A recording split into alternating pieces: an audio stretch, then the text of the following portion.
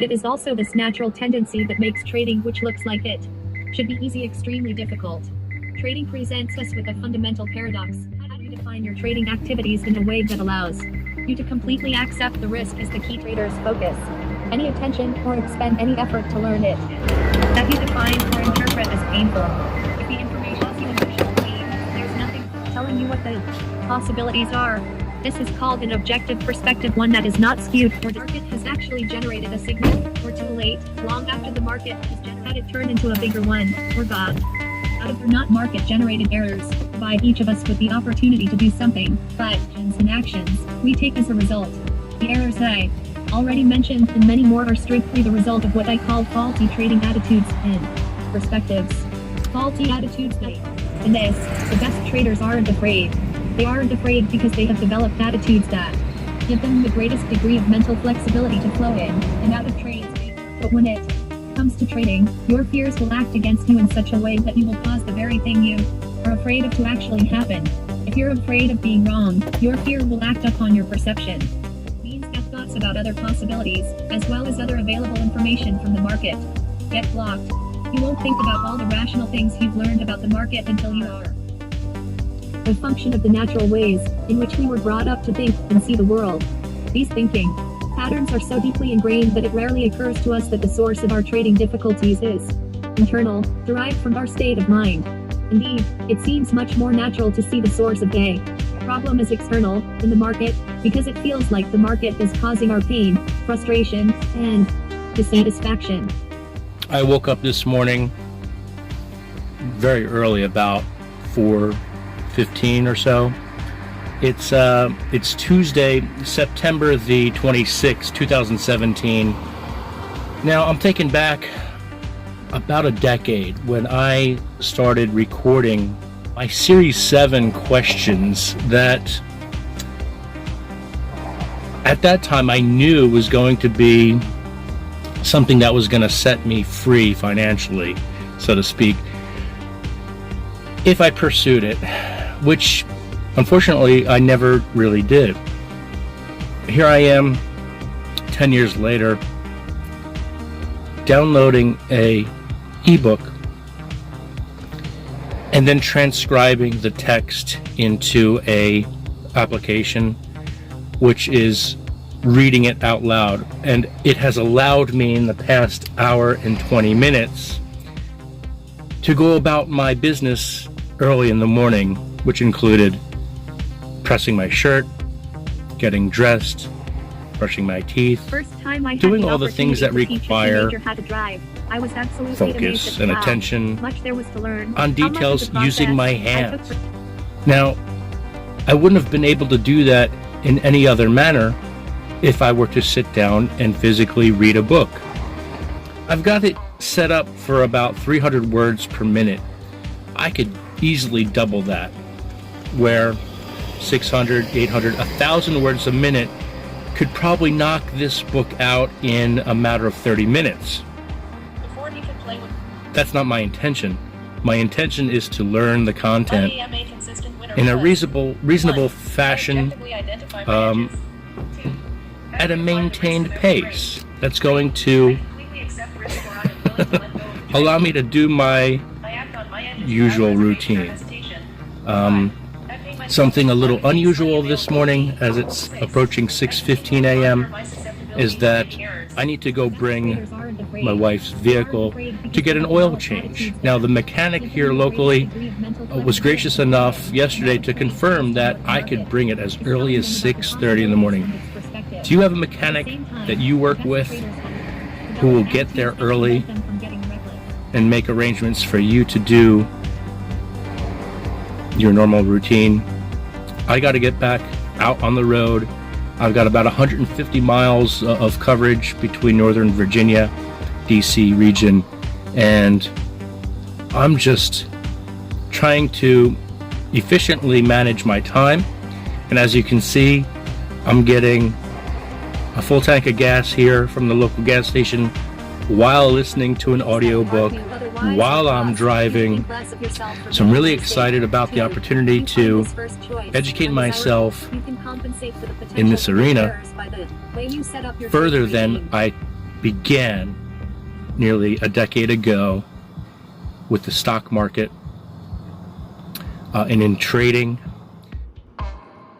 This means that if you're going to trade and not monitor yourself, but at the same time you desire consistent results, then trading exclusively from the mechanical stage will resolve the dilemma. Otherwise, learning how to monitor yourself is a relatively simple process once you have rid yourself of negatively charged energy associated with mistakes. This technology is in its infancy, and I always say that on my social media accounts, especially as things become live and in the moment and streamed and highly efficient. Yeah, so that's where I'm at. I'm going to go ahead and listen to the rest of this chapter while I jump in my wife's car and yeah, be about my day. So thanks for watching. Be sure to hit that like button and subscribe to the channel.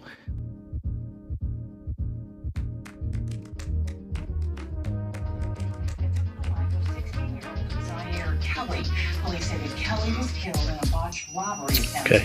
The gunman, Saquon Gills, Just finished the audiobook. So that was about 30 minutes of audio. And they just pulled the van into the garage. I'm telling you, this has turned out to be an excellent morning. Beautiful service here at Gateway Automotive. And again, you can't ask for anything more than to get here so early with such service. Success in your favor. 2. You can think about trading in the appropriate manner, the 5 fundamental truths, and 3. You can do everything you need to do over a series of trades. Then, like the casinos, you will only game and be a consistent winner. At 8:33, made it to my destination, had enough time to stop for coffee and yeah, check up on some emails. Now, at the same time, I uploaded several snaps, but since it was on the secondary device, the login had failed and all the snaps had disappeared, which is fine. I'll just continue with my YouTube recordings. So I made it through to chapter 3 on the audiobook as I was making my way up through traffic onto 70. And again, the speech-to-text software seems to be quite impressive, and I wouldn't have been able to make it through the 40-some-odd pages in such a manner while going about my normal business. Actually, I'm quite proud. I did quite a bit of work this morning within the last 30 minutes in that facility right there. Fine facility.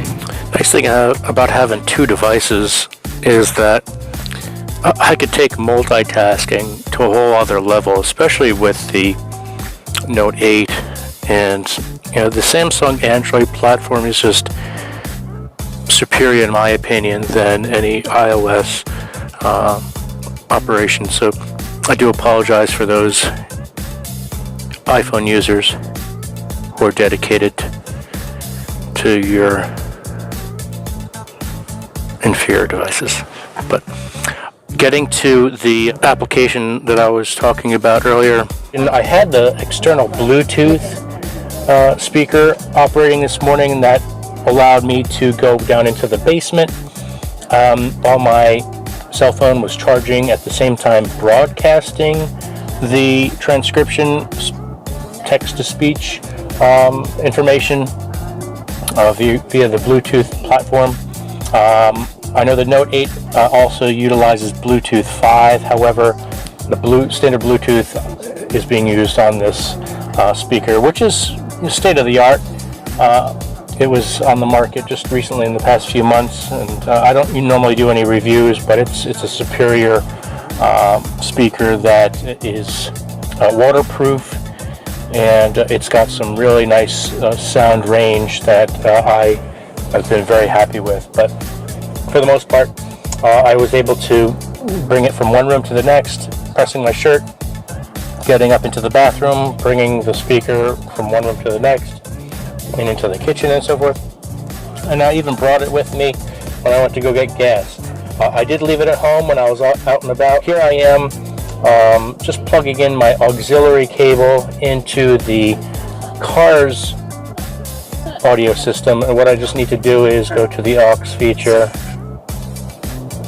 With the auxiliary jack in play, I can go back into what was the beginning of chapter 3, just simply copy and paste that into the application.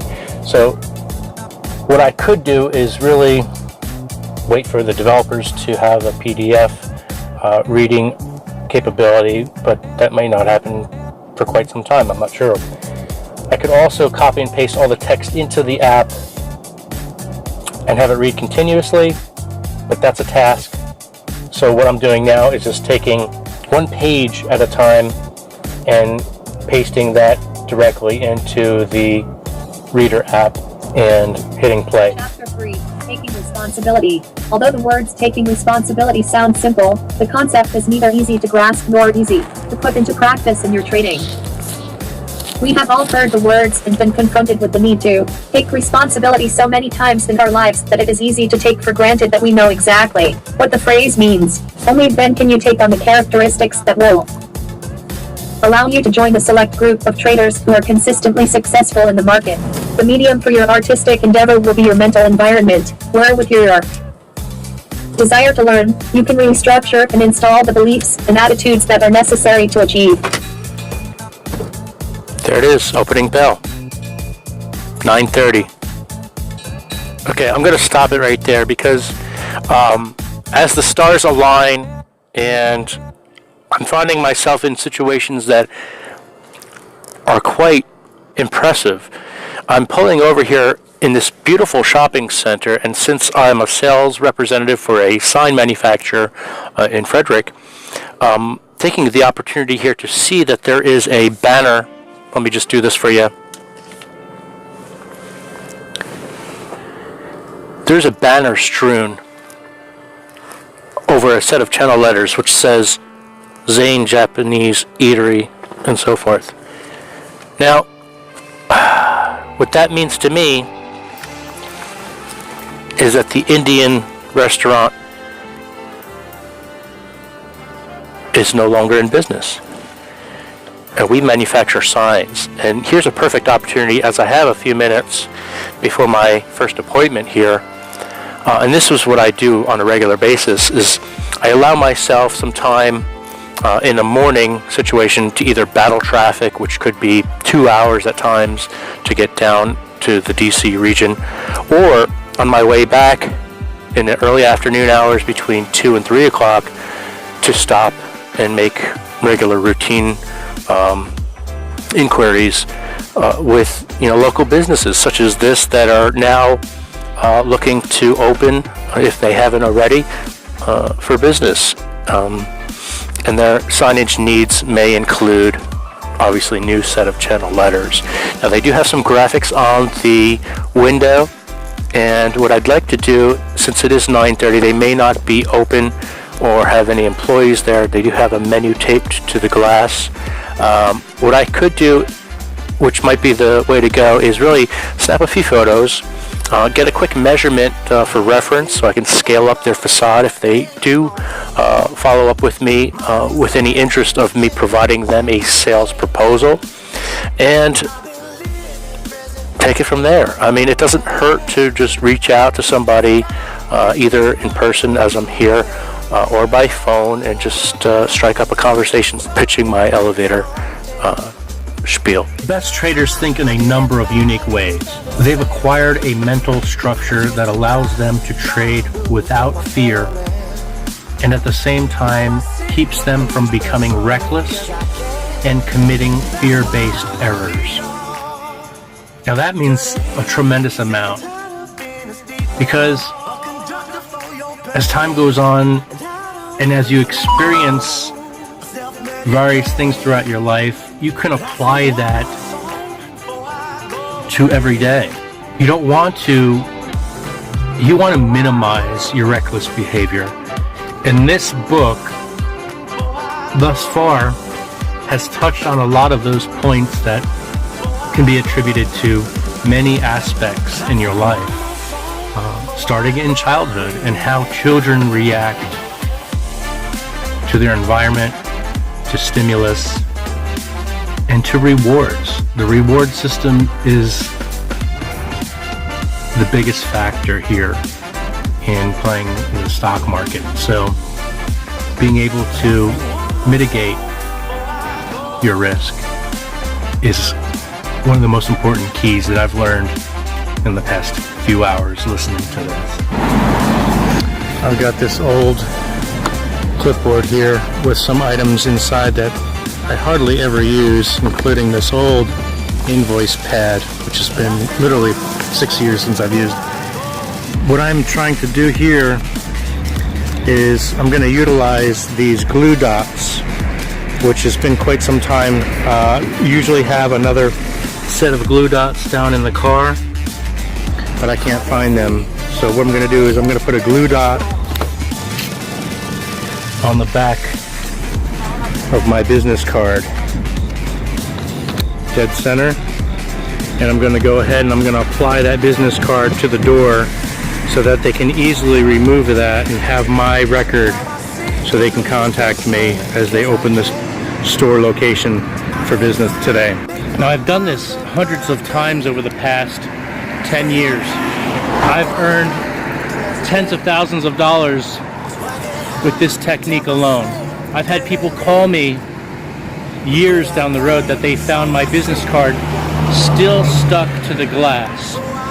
Something as simple as taking the glue dot and applying pressure to the back side. I'm going to go up to the door, leave this card on the glass. I'm going to grab a second business card and I'll have that available to hand off to them if in fact there is somebody inside. So I'll be right back.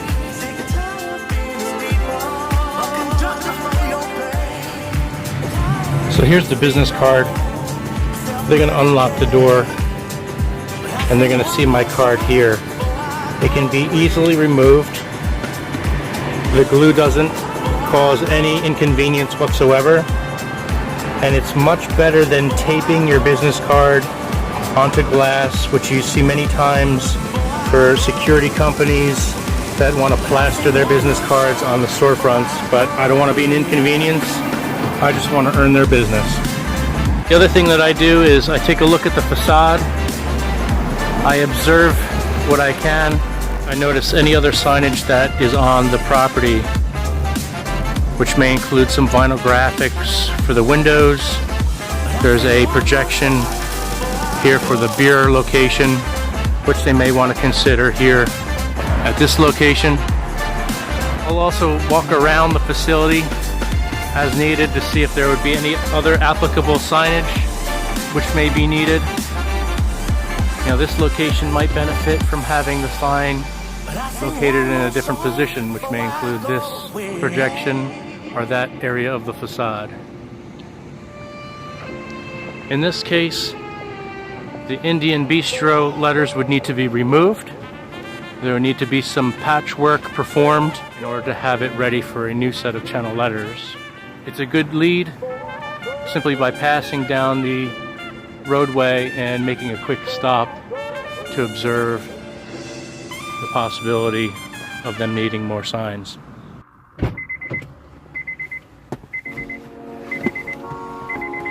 That's pretty much the name of the game. It really doesn't matter how well you can sell. It really depends on your timing and your persistence.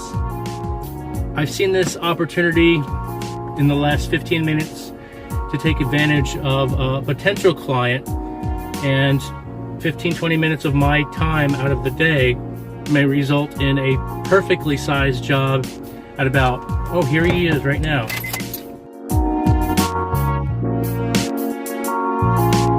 All right. So now I got a name. The general manager will be in a little bit later. I handed my card off to the gentleman whose name is Abe. Thank you, Abe, for allowing me a minute of your time. Again, that's all I need is 60 seconds to introduce myself, get a feel for their need. And what I'm going to do is I'm going to email myself this information so I have a record of it and I don't have to take notes and so forth. And I can go ahead and just follow up with them as needed. That's it.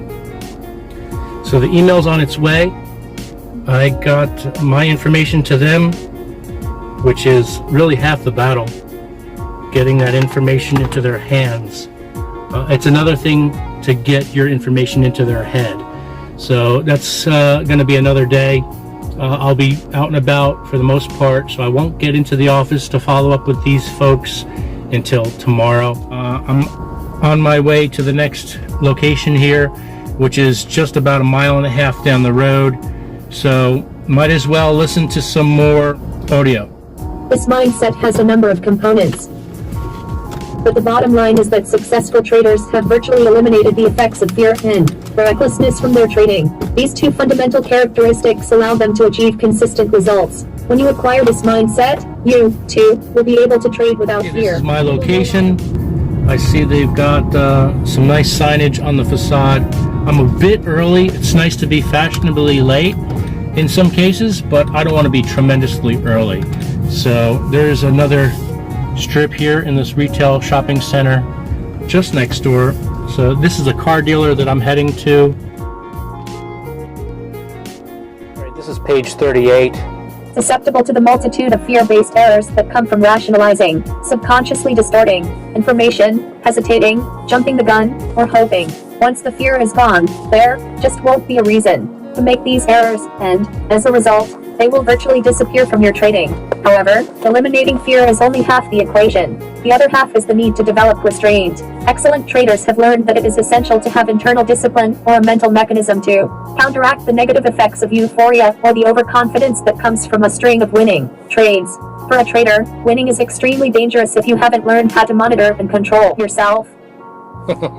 So obviously there are a few breaks in the audio as I'm copying and pasting into the app. It's taking the text and it's creating an additional line to the copy. So there's a pause in between, which is fine.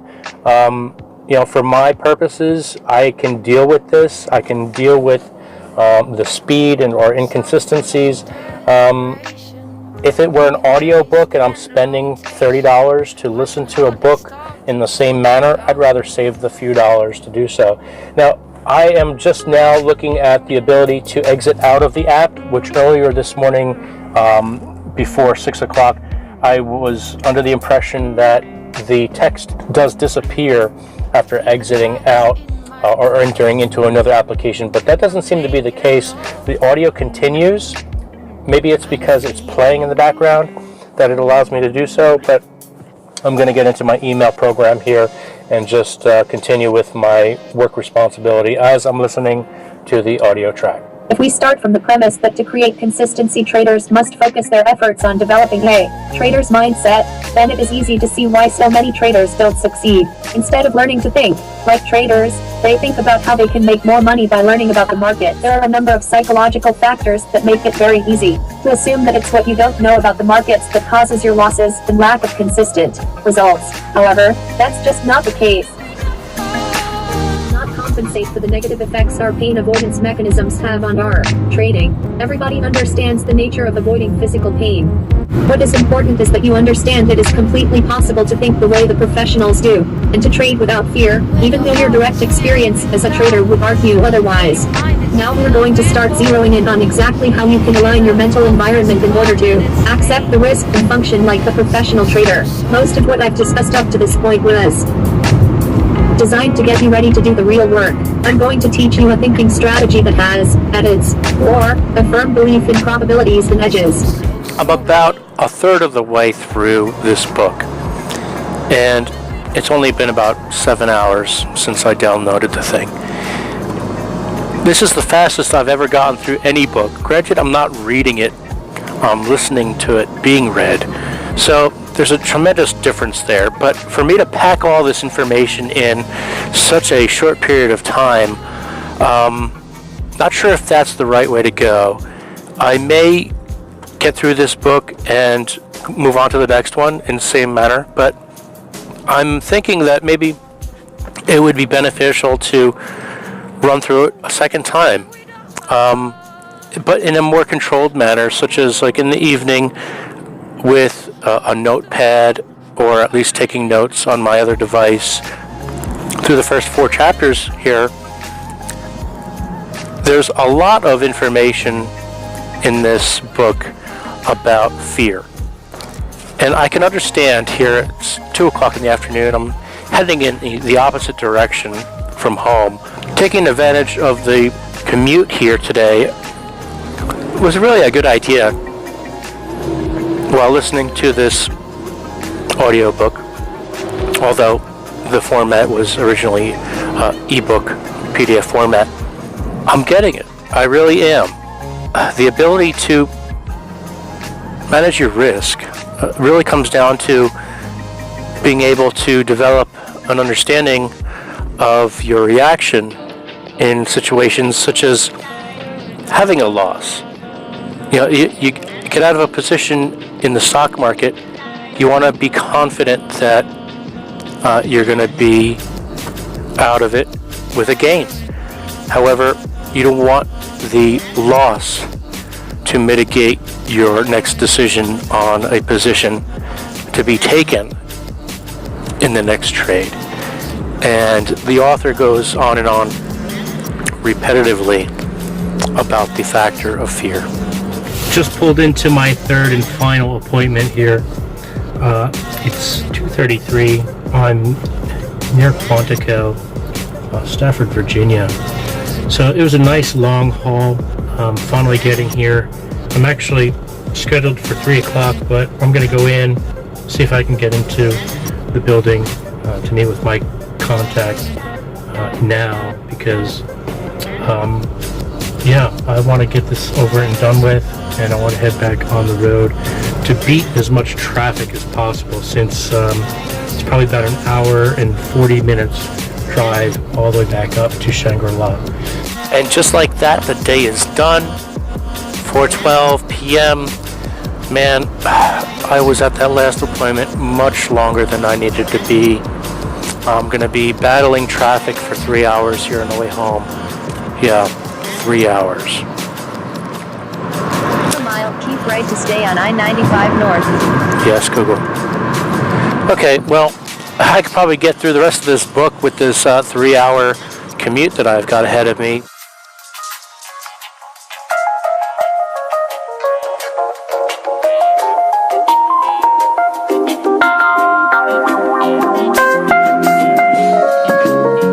Love me, Matthew? I do. Honestly? Yes. Secretly, but honestly. No more secrets. Here I am. Thinking of you. Here I am. Thinking of you.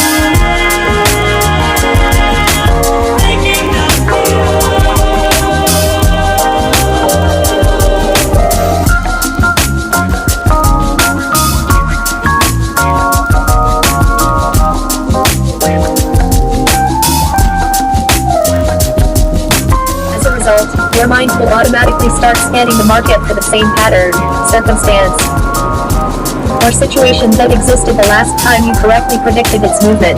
When you find it, your state of mind will make it seem as if everything is exactly as it was the last time. The problem is that, From the market's perspective, it is not the same. As a result, you are setting yourself up for disappointment. What separates the best traders from all the rest is that they have trained their minds to believe in the uniqueness of each moment, although this training usually takes the form of losing several fortunes. That's it. All right. So 101 pages in about 12 hours, all in my spare time while driving, while getting ready for work, while eating lunch, even though I was driving while eating lunch. Chapter 9, out of however many chapters of this book, is where I'm going to call it quits for today. I might listen to a few more pages when I get home, but it's family time, and it's been a really long day, but it's been tremendously productive. I'm happy about it. I'm excited and have high expectations, but what I'm taking out from what I've learned from this book today is that if we have firm rules and loose expectations, that's going to allow us to understand that you take 20 trades, you're going to have probably 12 winners and 8 losers out of the bunch. And that's a given. No matter what you do, there's only a slim chance that you can improve that probability based on technical analysis and predictions. But for the most part, even the best traders are not going to see much more than 75% profitability based on all the factors which allow you to recognize the various trends. Now, this book isn't getting much into anything but the psychology of the trading arena, and I was expecting a lot more thus far, so I'm more than half into it. And I've got about another 50 pages to go. So, yeah, 2/3 of the way. And I'm just pulling up to the driveway here. I'm done.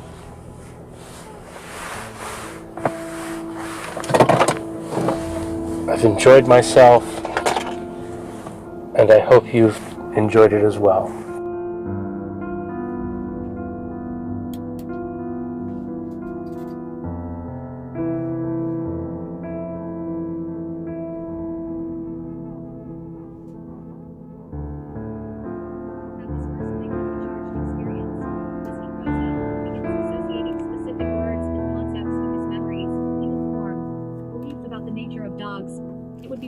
To assume that he adopted a belief.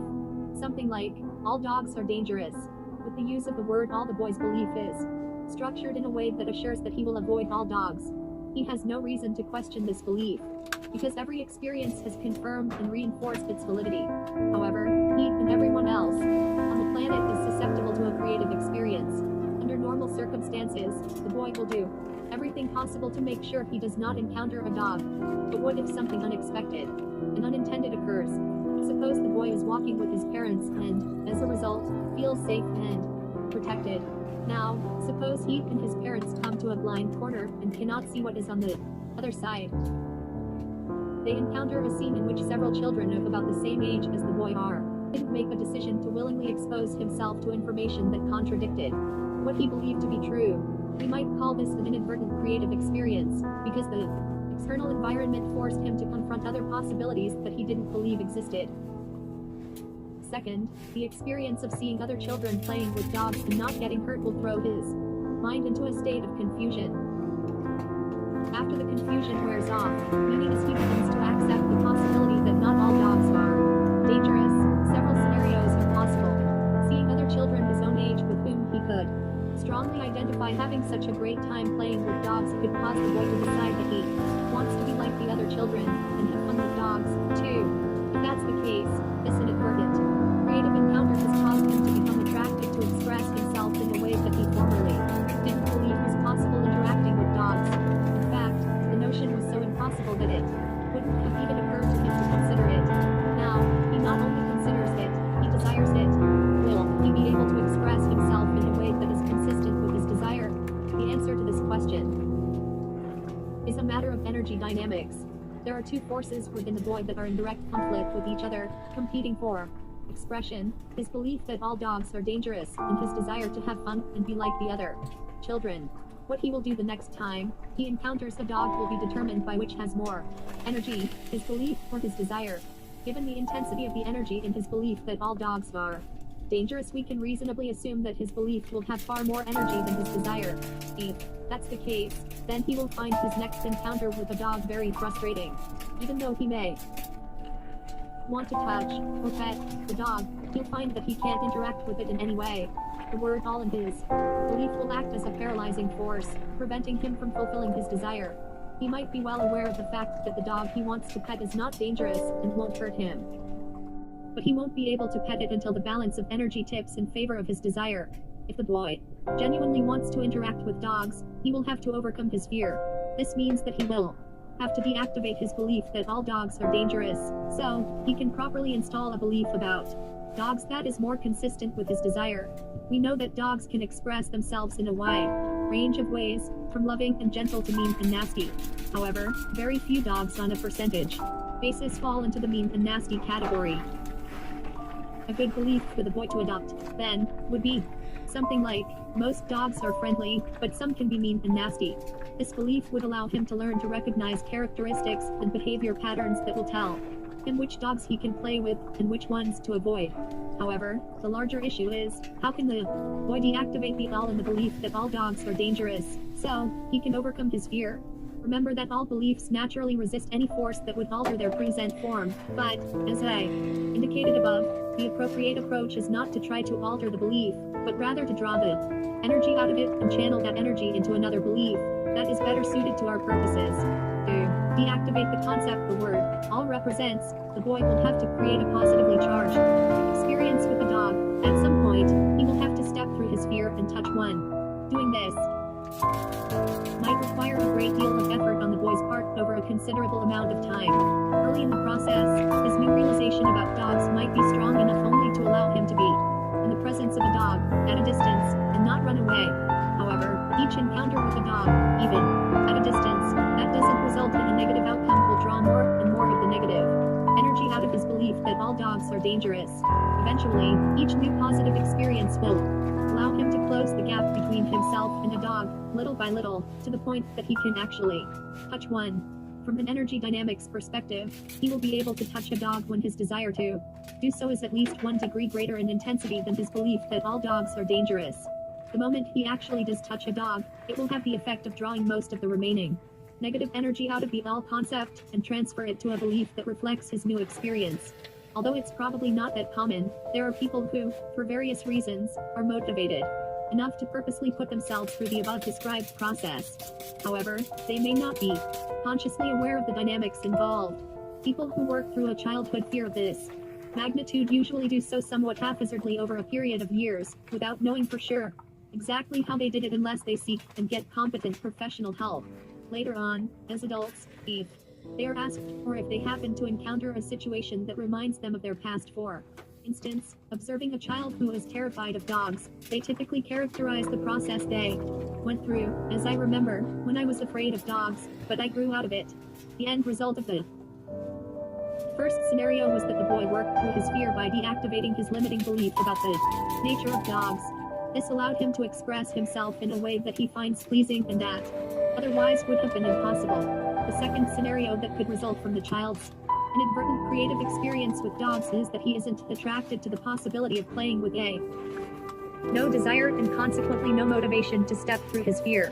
Therefore, the boy is left with an active contradiction where his minimally charged belief that not all dogs are dangerous gives him the ability to perceive the possibility of playing with a dog, but his powerfully charged belief that all dogs are dangerous still causes him to experience some level of fear every time he encounters a dog. Maybe not enough fear to cause him to run in terror, because some of that fear will be offset by the other belief, but there will certainly be enough fear to cause a great deal of discomfort. The ability to see, and consequently know that a situation is not dangerous, but at the same time, find ourselves immobilized with fear, can be quite baffling if we don't understand that what we discover as the result of thinking creatively or realize from an inadvertent creative experience doesn't necessarily have enough energy to become a dominant force in our mental environment. In other words, our new awareness or discovery could very well have enough energy to act as a credible force on our perception of information, thereby causing us to perceive possibilities that would otherwise be invisible, but it might not have enough energy to act as a credible force on our behavior. In making this statement, I am operating out of the assumption that it takes more energy to act or express ourselves than the amount of energy it takes to observe something. On the other hand, new awareness and discoveries instantly and effortlessly become dominant forces if there's nothing inside us that's in conflict with them. But if there are conflicting beliefs and we aren't willing to deactivate the conflicting forces, expending some effort, especially if they're negatively charged, then acting on what we've discovered will be a struggle at the very least, and perhaps downright impossible. What I have just described is the psychological dilemma that virtually every trader has to resolve. Let's say you have a firm grasp of the nature of probabilities.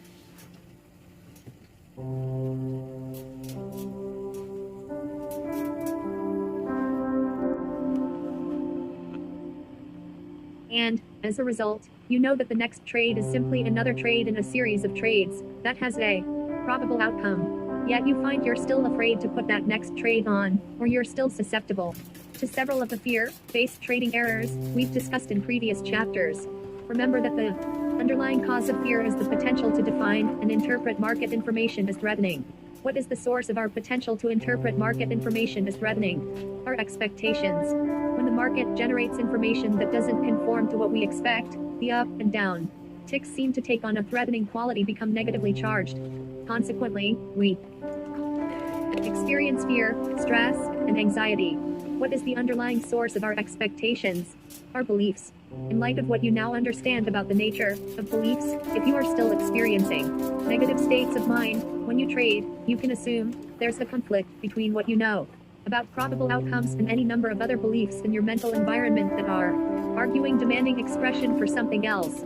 Keep in mind that all active beliefs demand expression, even if we don't want them to. To think in probabilities, you have to believe that every moment in the market is unique, or more specifically, that every edge has a unique outcome. When you believe at a functional level that every edge has a unique outcome, meaning that it's a dominant belief without any other beliefs arguing for something different, you will experience a state of mind that is free of fear, stress, and anxiety when you trade. It really can't work any other way. Unique outcome is not something we have already experienced, therefore, it is not something we can already know. If it were known, it could not be defined as unique. When you believe that you don't know what is going to happen next, what exactly are you expecting from the market? If you said I don't know, you are absolutely right. If you believe that something will happen and that you don't need to know exactly what that something is to make money, then, whereas the potential to define and interpret market information is threatening and painful, if you said there is none, you are absolutely right again. Here's one more example of how beliefs demand expression. Let's look at a situation where a child's first encounter with a dog was a very positive experience. As a result, he has absolutely no problem interacting with dogs, any dog for that matter, because he has not encountered one that's unfriendly. Therefore, he has no concept in energized belief that it is possible for a dog to inflict any damage or cause him to experience pain. As he learns to associate words with his memories, he will probably acquire a belief along the lines of all dogs are friendly and fun. Therefore, every time a dog comes into his field of awareness, this belief will demand expression. From the perspective of someone who fights with a do, it will seem as if this child has an attitude of reckless abandon. If you tried to convince the child that he'll get bitten someday if he doesn't exercise caution, his belief will cause him to either discount or completely disregard your advice. His response would be something like, "No way," or "It can't happen to me." Let's say at some point in his life he approaches an unfamiliar dog that wants to be left alone. The dog growls. The warning will go unheeded and the dog attacks the boy. From the perspective of the boy's belief system, he's just had a creative experience. What effect will this experience have on his belief that all dogs are friendly? Will he now be afraid of all dogs as the child in the first example was? Unfortunately, the answers to these questions are not cut and dried, because there may be other beliefs, also demanding expression, that don't have anything specifically to do with dogs that come into play in a situation like this. For example, what if this child has a highly developed belief in Betrayal. He believes he's been betrayed by some very significant people in some very significant situations that have caused him to experience intense emotional pain. If he associates the attack by this one dog as a betrayal by dogs in general, in essence a betrayal of his belief in dogs, then he could easily find himself afraid of all dogs. All of the positive energy contained in his original belief could instantly be transformed into negatively charged energy. The boy could justify this shift with a rationalization like, if one dog can betray me, then any dog can. However, I do think this is an extreme and very unlikely occurrence. What is more likely is the word all in his original belief will instantly be deactivated, and that energy will get transferred to a new belief that better reflects the true nature of dogs. This new experience caused an energy shift that forced him to learn something about the nature of dogs that he otherwise refused to consider possible. Until we actively train our minds to expect a unique outcome, we will continue experiencing only what we know. Everything else, other information and possibilities that are not consistent with what we know and expect, will pass us by, unseen. Behavior. I know it is hard to believe that something we can't even remember can still have an impact on our lives. But when you think about it, much of what we learn throughout our lives is stored at an unconscious or subconscious level. If I asked you to remember each specific skill you had to learn so that you could drive a car with confidence, chances are you wouldn't remember all the things you needed to concentrate and focus on while you were in the process of learning. The first time I had the opportunity to teach a teenager how to drive, I was absolutely amazed at how much there was to learn, how much of the process I took for granted, and no longer thought about at the conscious level. Possibly the best example that illustrates this characteristic is people who drive under the influence of alcohol. On any given day or night, there are probably thousands of people who have had so much to drink that they have no idea, that they have no conscious awareness of how they drove from point A to point B. It is difficult to imagine how this is possible, unless you consider that driving skills and one's belief in his ability to drive operate automatically on a much deeper level than waking consciousness. Certainly, some percentage of these drunk drivers get into accidents, but when you compare the accident rate with the estimated number of people driving under the influence of alcohol, it's remarkable that there aren't a great many more accidents. Money we desire for ourselves, how much we perceive is available, and how much we actually believe we are worth or deserve. Everyone has a sense of self-valuation. The easiest way to describe this sense is to list every active belief, both conscious and subconscious, that has the potential to argue either for or against accumulating or achieving greater and greater levels of success and prosperity. Then match the energy from the positively charged beliefs against the energy from the negatively charged beliefs. If you have more positively charged energy arguing for success and prosperity than negatively charged energy arguing against them, then you have a positive sense of self-valuation. Otherwise, you have a negative sense of self-valuation. The dynamics of how these beliefs interact with one another is not nearly so simple as I'm making it sound. In fact, it can be so complex that it could take years of sophisticated mental work to organize and sort out. What you need to know is that it's almost an impact on our lives. But when you think about it, much of what we learn throughout our lives is stored at an unconscious or subconscious level. If I asked you to remember each specific skill you had to learn so that you could drive a car with confidence, chances are you wouldn't remember all the things you needed to concentrate and focus on while you were in the process of learning. The first time I had the opportunity to teach a teenager how to drive, I was absolutely amazed at how much there was to learn, how much of the process I took for granted, and no longer thought about that conscious level. Possibly the best example that illustrates this characteristic is people who drive under the influence of alcohol. On any given day or night, there are probably thousands of people who have had so much to drink. Sabotaging beliefs have long been forgotten and operate at a subconscious level, but the fact that we may have forgotten them doesn't mean they've been deactivated. How do we acquire self-sabotaging beliefs? Unfortunately, it's extremely easy. Probably the most common way is when, though it may be perfectly legal and moral from society's perspective, again, you may not have a clear recollection of learning something that would argue against the success you perceive as possible, but that doesn't mean that what you learned is no longer having an effect. The way these subconscious self-sabotaging beliefs manifest themselves in our trading is usually in the form of lapses in focus or concentration, resulting in any number of trading errors, like putting in a buy for a sell or vice versa, or allowing yourself to give in to distracting thoughts that compel you to leave the screen, only to find out trade of the day. I've worked with many traders who achieved various levels of consistent success, but found they just couldn't break through certain thresholds in acquiring equity. They discovered an invisible but very real barrier similar to the proverbial glass ceiling that many women executives need to distill trading down to its simplest form. I would say that it is a pattern recognition numbers game. We use market analysis to identify the patterns, define the risk, and determine when to take profits. The trade either works or it doesn't. Trading is probably the hardest thing you'll ever attempt to be successful at. That's not because it requires intellect, quite the contrary, but because the more you think, the less successful you'll be. Trading is hard because you have to operate in a state of not having to know. To properly manage your expectations, you must realign your mental environment so that you believe without a shadow of a doubt in the 5 fundamental truths. In this chapter, I am going to give you a trading exercise that will integrate these truths about the market at a functional level in your mental environment. In the process, I'll take you through the 3 stages of development of a trader. The first stage is the mechanical stage. In this stage, you 1. Build the self-trust necessary to operate in an unlimited environment. 2. Learn to flawlessly execute a trading system. 3. Train your mind to think in probabilities, the 5 fundamental truths. 4. Create a strong, unshakable belief in your consistency as a trader. Once you have completed this first stage, you can then advance to the subjective stage of trading. In this stage, you use anything you have ever learned about the nature of market movement to do. Many traders who frequently had a very strong intuitive sense of what was going to happen next, only. Of course, if they had followed their intuition, they would have experienced a very satisfying outcome. Instead, what they ended up with was usually very unsatisfactory, especially when compared with what they otherwise perceived as possible. The only way I know of that you can try to be intuitive is to work at setting up a state of mind most conducive to receiving and acting on your intuitive impulses. The mechanical stage.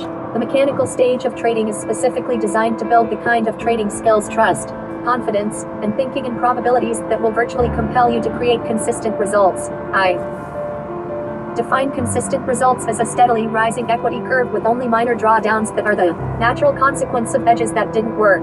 Other than finding a pattern that puts the odds of a winning trade in your favor, achieving a steadily rising equity curve is a function of systematically eliminating any susceptibility you may have to making the kind of fear, euphoric, or self-valuation based trading errors I have described throughout this book. Eliminating the errors and expanding your sense of self-valuation will require the acquisition of skills that are all psychological in nature. The skills are psychological because each one, in its purest form, is simply a belief. Remember that the beliefs we operate out of will determine our state of mind and shape our experiences in ways that constantly reinforce what we already believe to be true. How truthful a belief is relative to the environmental conditions can be determined by how well it serves us, that is, the degree to which it helps us satisfy our objectives. If producing consistent results is your primary objective as a trader, then creating a belief, a conscious, energized concept that resists change and demands expression that I am a consistently successful trader will act as a primary source of energy that will manage your perceptions, interpretations, expectations, and actions in ways that satisfy the belief and, consequently, the objective. Creating a dominant belief that I am a consistently successful trader requires adherence to several principles of consistent success.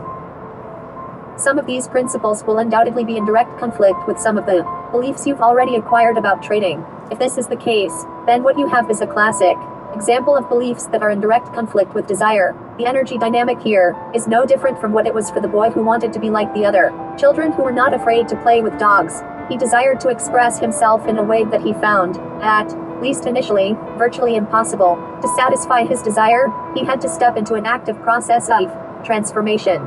His technique was simple. He tried as hard as he could to stay focused on what he was trying to accomplish, and, little by little, he deactivated the conflicting belief and strengthened the belief that was consistent with his desire. At some point, if that is your desire, then you will have to step into the process of transforming yourself.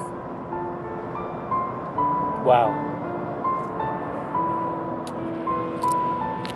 Just wow. 7:03.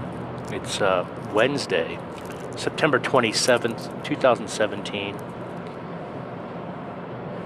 Just 24 hours since I started listening to this audiobook.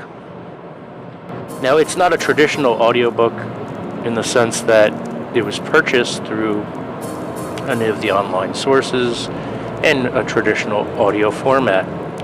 It is a PDF ebook that is being rendered through a program called eReader, something that's beneficial to the visually impaired or for those who tend to be a little bit more creative, such as this example. Now, it is a book about psychology of trading, and I've nailed through 120 some odd pages simply by listening to the audio tracks in my spare time as I'm getting prepared. Look at this. Look at that fog. Wow.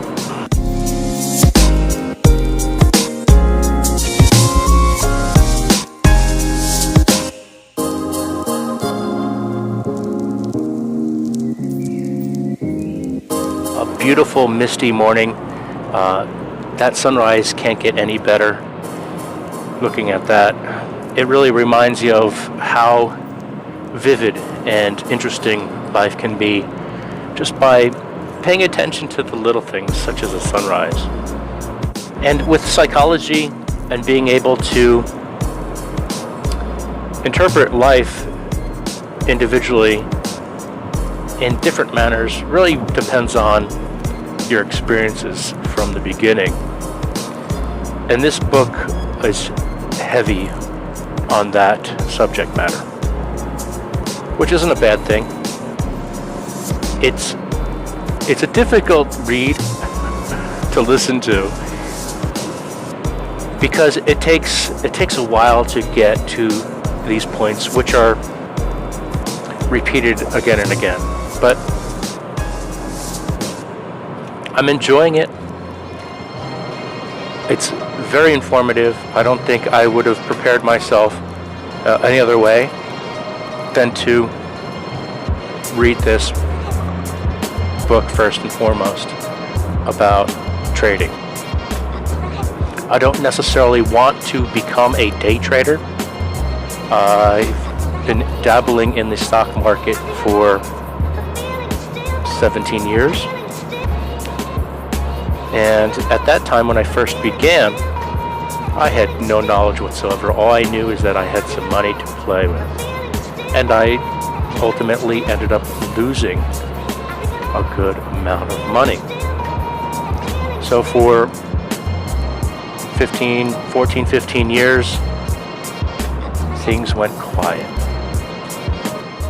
And with only about 20 pages to go, I'm quite impressed with the speed in which I was able to get through this book.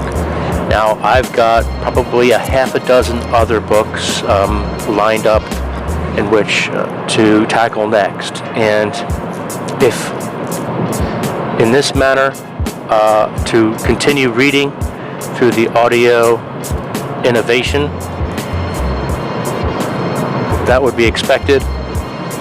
I don't expect to be physically picking up a book or ebook to be reading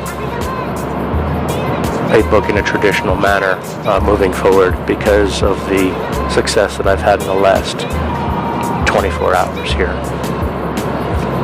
Getting started a little bit later, not much, just a little bit, as I normally would. I've been getting to the office 6 o'clock, 6:30.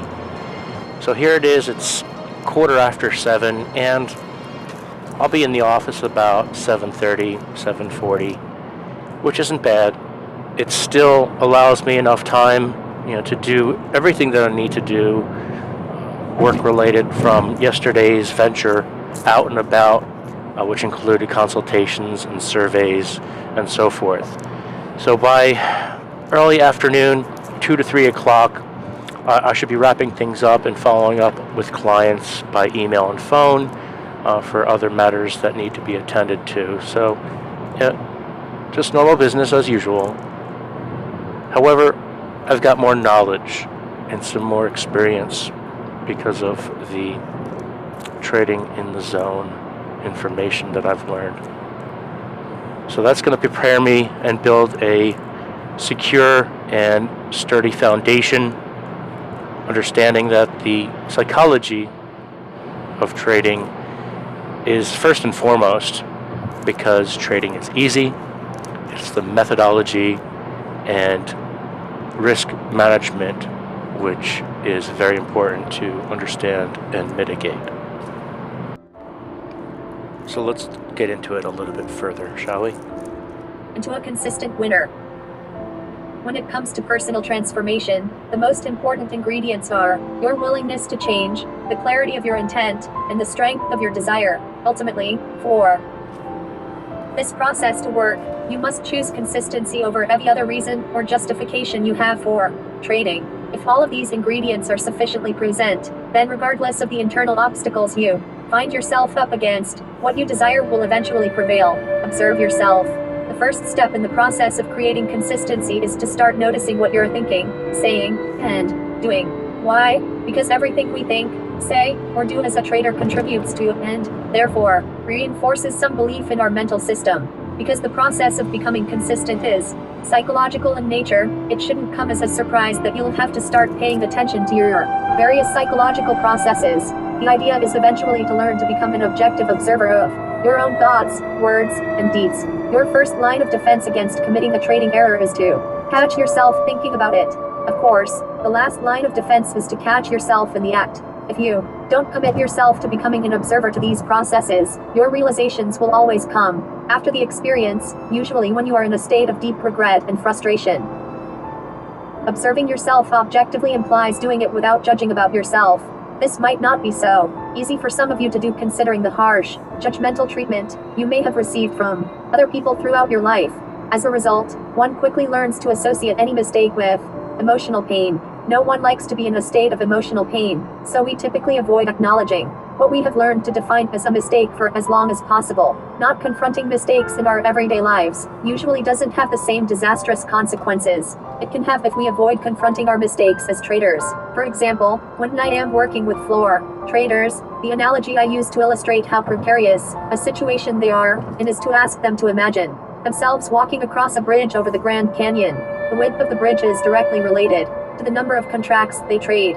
So, for example, for a one-contract trader the bridge is very wide, say 20 feet. A bridge 20 feet wide allows you a great deal of tolerance for error, so you don't have to be inordinately careful or focused on each step you take. Still, if you do happen to stumble and trip over the edge, the drop to the canyon floor is 1 mile. I don't know how many people would walk across the narrow bridge with no guardrails, where the ground is a mile down, but my guess is relatively few. Similarly, few people will take the kinds of risks associated with trading on the floor of the futures exchanges. Certainly a one-contract floor trader can do a great deal of damage to himself, not unlike falling off a mile-high bridge, but a one-contract trader also can give himself a wide tolerance for errors, miscalculations, or unusually violent market moves, where he could find himself on the wrong side. On the other hand, one of the biggest floor traders that I ever worked with trades for his own account with an average position of 500 treasury bond futures that day. Naturally acquire beliefs about mistakes. Mistakes must be avoided at all costs. There must be something wrong with me if I make a mistake. I must be a screw up, or I must be a bad person if I make a mistake. Remember that every thought, word, and deed reinforces some belief we have about ourselves. If a repeated negative self-criticism, we acquire a belief that we're screw-ups. That belief will find a way to express itself in our thoughts, causing us to become distracted and to screw up on our words, causing us to say things about ourselves or about others if we notice the same characteristics in them that reflect our belief, and on our actions, causing us to behave in ways that are overtly self-sabotaging. If you're going to become a consistent winner, mistakes can't exist in the kind of negatively charged context in which they are held by most people. You have to be able to monitor yourself to some degree, and that will be difficult to do if you have the potential to experience emotional pain if and when you find yourself in the process of making an error. If this potential exists, you have two choices. 1. You can work on acquiring a new set of positively charged beliefs about what it means to make a mistake, along with deactivating any negatively charged beliefs that would argue otherwise or cause you to think less of yourself for making a mistake. 2. If you find this first choice undesirable, you can compensate for the potential to make errors by the way you set up your trading regime. This means that if you're going to trade and not monitor yourself, but at the same time you desire consistent results, then trading exclusively from the mechanical stage will resolve the dilemma. Otherwise, learning how to monitor yourself is a relatively simple process, once you have rid yourself of negatively charged energy associated with mistakes. In fact, it's easy. All you have to do is decide why you want to monitor yourself, which means you first need to have a clear purpose in mind. When you're clear about your purpose, simply start directing your attention to what you think, say, or do. If and when you notice that you're not focused on your objective or on the incremental steps to accomplish your objective, choose to redirect your thoughts, words, or actions in a way that is consistent with what you are trying to accomplish. Keep redirecting as often as necessary. The more willfully you engage in this process, especially if you can do it with some degree of conviction, the faster you will create a mental framework free to function in a way that is consistent with your objectives, without any resistance from conflicting beliefs. The role of self-discipline. I call the process I just described self-discipline. I define self-discipline as a mental technique to redirect as best we can our focus of attention to the object of our goal or desire, when that goal or desire conflicts with some other component belief of our mental environment. The first thing you should notice about this definition is that self-discipline is a technique to create a new mental framework. It is not a personality trait. People aren't born with self-discipline. In fact, when you consider how I define it, being born with discipline isn't even possible. However, as a technique to be used in the process of personal transformation, anybody can choose to use self-discipline. Here's an example from my life that illustrates the underlying dynamics of how this technique works. In 1978, I decided that I wanted to become a runner. I don't exactly remember what my underlying motivation was, except that I had spent the previous 8 years in a very inactive lifestyle. I wasn't involved with any sports or hobbies, unless you call watching television a hobby. Previously, in both high school and at least part of college, I was very active in sports, especially ice hockey. However, coming out of college, my life was unfolding in the way that was very different from what I had expected. It was not to my liking, but at the time I felt powerless to do anything about it. This led to a period of inactivity, which is a nice way of saying that I was severely depressed. Again, I'm not sure what prompted me to suddenly want to become a runner. Maybe the next time out, I still couldn't run more than 50 or 60 yards. I tried again the next day with, of course, the same result. I became so discouraged about my deteriorated physical condition that I didn't run again for another 4 months. Now, it's the spring of 1979. I'm once again determined to become a runner, but, at the same time, very frustrated with my lack of progress. As I was contemplating my dilemma, it occurred to me that one of my problems was that I didn't have a goal to work towards. Saying that I wanted to be a runner was great, but what did that mean? I really didn't know. It was too vague and abstract. I had to have something more tangible to work towards. So I decided that I wanted to be able to run 5 miles by the end of the summer. 5 miles seemed insurmountable at the time, but thinking that I might be able to do it generated a lot of enthusiasm. This increased level of enthusiasm gave me enough impetus to run 4 times that week. At the end of this first week, I was really surprised to discover even a little bit of exercise improved my stamina and ability to run a little farther each time. This created even more enthusiasm, so I went out and bought a stopwatch and blank book to be used as a running diary. I set up a 2-mile course and marked off each quarter mile. In the diary I entered the date, my distance, my time, and how I felt physically each time I ran. Now I thought I was well on my way to the 5 miles, until I literally ran into my next set of problems. The biggest were the conflicting and distracting thoughts. All right, well, that brings me to page 128 of 143. I'm going to go ahead and clock in here and be about my work. However, I have my headset. I can listen to the next 15 pages while I'm checking emails and doing other miscellaneous stuff early this morning. So let's get to it.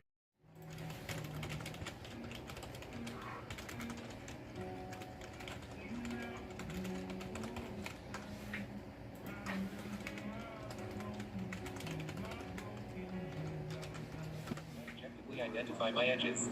2. I predefine the risk of every trade. 3. I completely accept risk or I am willing to let go of the trade. 4. I act on my edges without reservation or hesitation. 5. I pay myself as the market makes money available to me. 6. I continually monitor my susceptibility for making errors. 7. I understand the absolute necessity of these principles of consistent success and therefore I never violate them. These beliefs are the 7 principles of consistency. These beliefs are the 7 principles of consistency.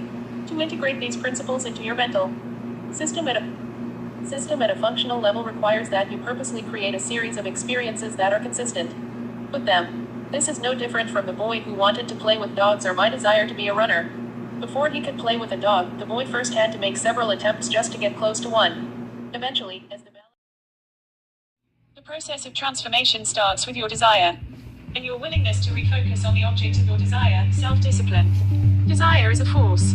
It does not have to coincide or agree with anything that you currently believe to be true about the nature of trading. The cool feature about this program is you're able to change the language in which it reads. And right now I have it set for English United Kingdom, female number 2, which is pretty cool. A clear desire aimed squarely at a specific objective is a very powerful tool. You can use the force of your desire to create an entirely new version, a dimension to your identity, shift energy between 2 or more conflicting concepts, or change the context or polarity of your memories from negative to positive. I'm sure you are familiar with the saying, make up your mind. The implication of making up our minds is that we decide exactly what we desire with so much clarity, absolutely no lingering. With so much conviction that literally nothing stands in our way, either internally or externally. If there's enough force behind our resolve, it's possible to experience a major shift in our mental structure virtually instantaneously. Your activating internal conflicts is not a function of time, it's a function-focused desire, although it can take a considerable amount of time to get to the point where we really make up our minds.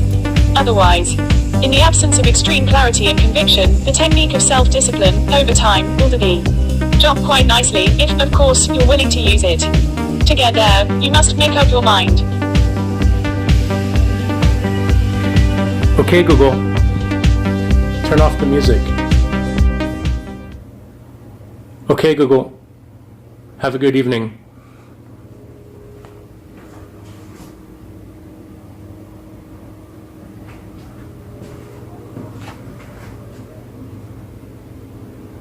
She's thinking. Have a good evening. Good night. That's more like it. It's funny, I'm one of the first people to get here in the morning and one of the last to leave. Now it's still earlier than a lot of the guys in the shop leave, but the entire office has vacated the premises.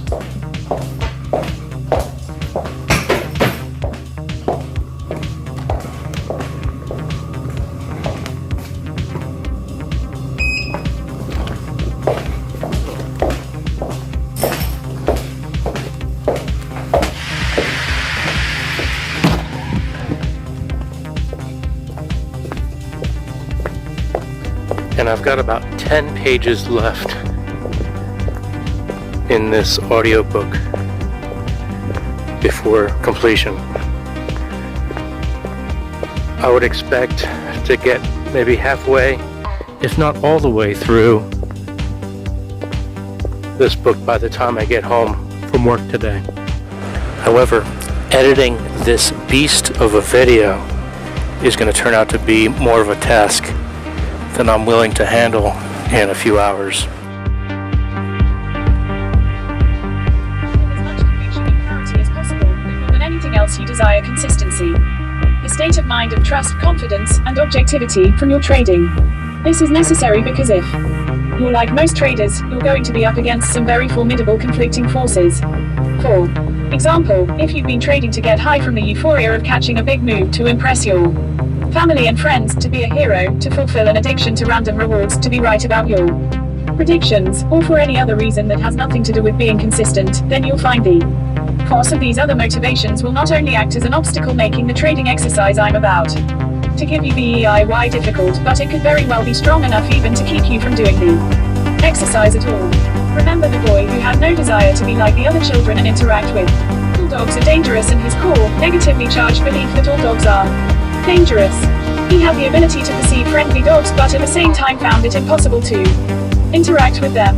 Unless he desires to change it, the imbalance of energy between these two beliefs will stay exactly as it is for his entire life. To even start this process, you have to want consistency so much that you would be willing to give up all the other reasons, motivations, or agendas you have for trading that aren't consistent with the process of integrating the beliefs that create consistency. A clear, intense desire is an absolute prerequisite if you're going to make this process work for you. Exercise, learning to trade an edge like a casino. The object of this exercise is to convince yourself that trading is just a simple game of probabilities. Numbers, not much different from pulling the handle of a slot machine.